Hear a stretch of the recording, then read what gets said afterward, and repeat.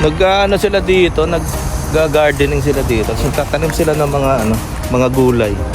Ito, may nakita ako to, kalabasa to. Ano?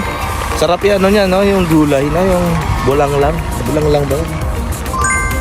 Pwede kang magbulang lang. May mga number, ayun, may mga number. Siguro ano 'yan? Siguro may, hindi ko alam kung baka binabayaran nila yan tapos babalik-balikan nila every week. Chili, oh. Ang tanim, oh. Tapos may mga ano pa. May papaya, ayun, papaya. Yung papaya, ayun. Ang tatakpan. Saging. Saging din. Ayos din, ano? Yung mga libangan yung mga tao dito. Yeah, every week siguro pupunta sila dito. Ayan, ayun yung papaya. Ang laki. Wow! Daming bunga, pwede na mag ano. Pwede na magtinola. Huli na lang tayo ng manok dito. Joke lang. Ganda ng puno sa likod ko. Ayan, oh. Ayan, oh.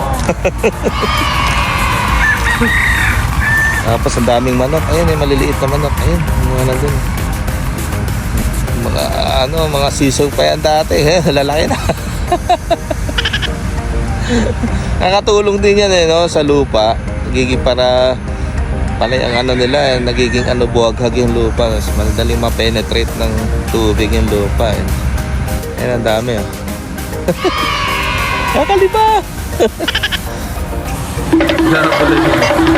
Naghahabulan. Naghahabulan yung squirrel. Ano, wala na. Baka naman yung manok. Lakad na tayo ng mga 10 minutes pa para makumpleto natin yung ano, yung 20 minutes. Ayun, sa likod ko yung mga yate ko. Hindi ako pinag. Kita nyo ba? Lakad lang tayo dito sa side ng ano, dagat. Ayun. Tapos pahinga tayo sa ano, sa McD para magkape. Ayun, natapos na ang ating 20 minutes walk. Ay nako, maraming salamat Singapore sa napakagandang park na pwede namin pahingahan. Sarap. Ngayon, kakain na tayo.